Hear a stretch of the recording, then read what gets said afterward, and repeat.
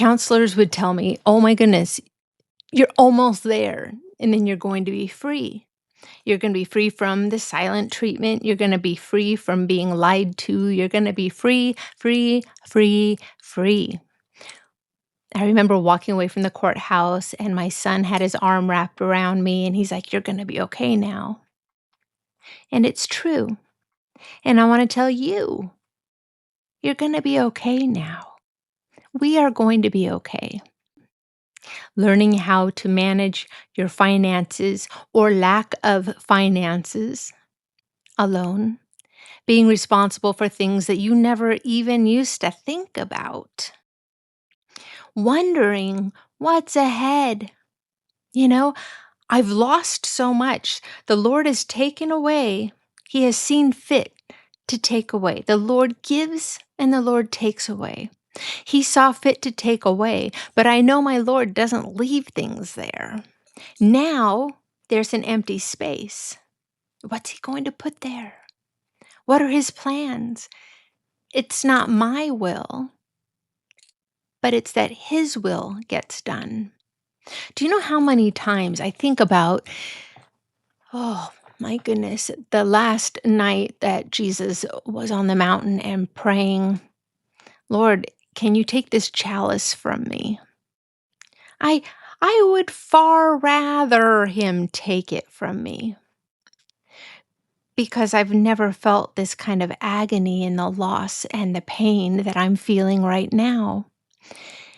And yet, Jesus said, "But not my will, but yours." He submitted what He wanted, which I want: comfort. I want to be loved. I want to feel secure. I don't want to have to worry about my finances. I don't want to feel forgotten. I don't want to feel the loss of all of these friendships. I don't want to feel the loss of this fantasy that I had built in my life that I thought was real. I don't want any of it. But you know what? It's not my will that matters. I'm here for the Lord. And He doesn't just leave us ever. And I am in His story, not mine. So, yes, there are these twists and turns and shocks that I wasn't planning on. And I wish somebody had prepared me, because it's not like you get to the finish line and bam, you're free and you go out and you're so happy and you have no sadness. No, I probably feel worse now.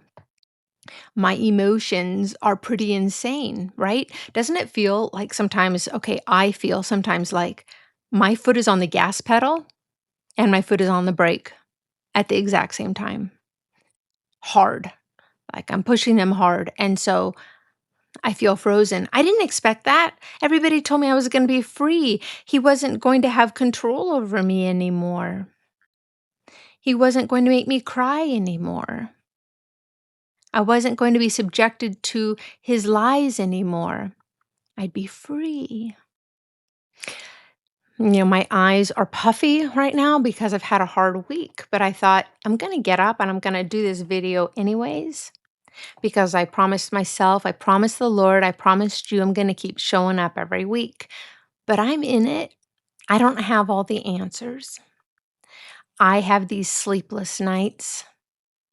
I have a lot of wailing where I just cry really loudly. But I've been thinking, you know what? This is God's story, not mine. And if look what He created. What am I worried about? Who is my God? He is huge. He is everything good. And He adores me. And He adores you. We are loved. And God has good in mind for us. It says that in Job. "I don't intend to hurt you. I plan to give you a hope and a future." That's what God has for us. You're going to be okay, because God has affirmed that for me in my life. Hey, I got you. Yes, I've chosen this chalice for you, and it has been painful. But this is my will. And when you're living in my will, all I have to do is trust, live in obedience. to live, to love just to live justly, to love mercy, and to walk humbly with thy God. That's what he requires of us. And we get to wait with huge expectation and hope of what does he have next? Because you know what? There's a pretty huge crater in my life right now. It's pretty huge, kind of like a huge hollowed out house. He's going to redecorate. God is going to come in, redecorate, redesign, repurpose, and continually remind me of who I am in his eyes, because that never changed. And it's never changed for you. He's going to come into that gaping hole and make it beautiful, a new beautiful. People told me, oh, you're going to be free. And I thought, well, that sounds happy.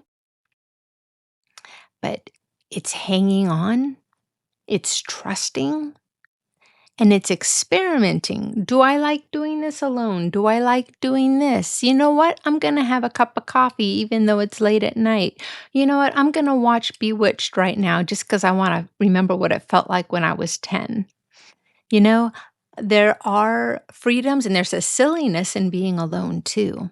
And I've never been able to experience that. Do you experience that, or am I just weird?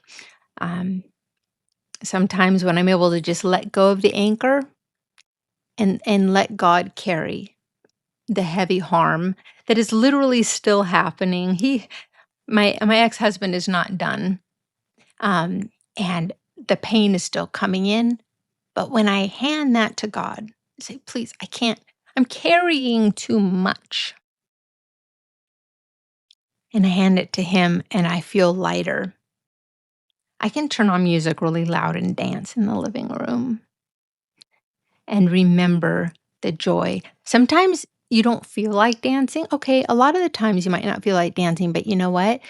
If you force yourself to turn on some silly music that's always made you dance and you just get moving your body, God designed us in such an amazing way that you can't stop the end of the song and not be happy and silly. And sometimes it takes that. I'm trying to do that like once a day, as silly as it is, when nobody's home, to remind myself I'm okay. God has me and I get to celebrate because he says, rejoice always. So even when I fall into my knees in the kitchen and I'm crying, I'm telling him I love him. He's got this. What's he going to create? What's he going to build in your life? I wish I had been forewarned that freedom meant a bit of falling off a cliff, a bit of, oh, I'm alone. I have a new future that I can't make out, doesn't make sense to me. And there's a fear in it, a fear for the finances, a fear for what's it going to be like when my kids are all grown and have moved out. What's going to happen to me? There's a lot of uncertainty and fear, but we're not to live in fear. We are to live in God's will and smiling because all that we need, all that you need to be joyful is an awareness of his presence and his love for you. Even if I'm sitting out on the street, on the curb, thinking, what am I gonna do? I can grin because he's with me. And he has created some pretty beautiful things in my life. I've had some experiences of giving birth to 6 children. Having little children run to me and hold me like I'm the most amazing creature. I've had these experiences that make me cry when I think about them, and they are from God. And if he can make something that beautiful, and I've already experienced it, what does he have next? What's next? I don't doom scroll very much. I'm not a TikToker, but sometimes, if I look up one and it keeps going, there's one guy I love to watch, and I'm not even sure what country he's in, but he is a a medical professional that takes the newborn right after it comes from a C-section, and very often it's not breathing, sometimes it's blue, and he is never in a panic. It shocks me, but he has video after video after video of bringing a baby into the room, laying it down. He's moving slowly. I would be pulling my hair out, freaking out, screaming for help, because that's how I would handle it. But he brings these babies in, lays them on the table, and he always has like this little grin because he just loves these babies. And he just, starts trying to stimulate their chest to get their heart, everything, get it going, get them breathing. And he just looks down and watches them, and then he does it again, and he's just grinning. And there's nobody else around him. He's by himself, and this baby's not breathing yet. He's not worried, keeps it going. And then if he's not getting a response, he just very slowly walks over to the wall, grabs the mask, brings it over, lays it even just beside the baby's face next to it, so there's some oxygen blowing over its face, and I'm just thinking, so much time has gone by, this baby's not gonna make it. This baby's gonna die. It's not gonna breathe. Yeah, but he's so calm. Thump, thump, thump, thump, thump. Kinda looks around, looks at the camera. Thump, thump, thump, thump, thump. Lets it breathe, moves the oxygen a little bit. He's totally relaxed. And then the baby starts to cry. Sometimes it has a hard time getting the cry out, and so he'll go over very slowly and bring the suction, maybe suction out a few times, the throat, all through it. So relaxed, you almost think he's gonna lay down and take a nap. Never panic, and always enjoying the process. And eventually the baby wails and just screams. And he just smiles. And then he just looks at this baby's face like it's the most beautiful little face he's ever seen. And that's how our Lord is with us. I came out of a C-section. I came out of a divorce. And yeah, look, freedom. The baby is no longer reliant on the mother. It's going to take its first breath. It's going to start its life. What's ahead for this baby, right? But like me, it's not breathing. I wasn't breathing. And my Lord has been over me just, I'm going to get you going, grinning at me. No panic, all smiles. He knows there's going to be an amazing life ahead for me. I wasn't breathing after my divorce, and I would say I'm probably in the phase right now where the oxygen is there. Just breathing it in, and eventually I'll wail out, and I'll get a smile from my Creator because my life is starting. Like, it's all good. She's on her way. And oh, I've got so much planned for her. And that's how it is for you. And I'm coming here as that little baby on the table, not breathing yet, looking over at you who is in the same position and saying, we're going to make it. And there's beauty ahead for us. This was hard for me to get to the camera today because, like I said, there's been some changes and some things that have happened that have been very painful. And I've had a hard time breathing.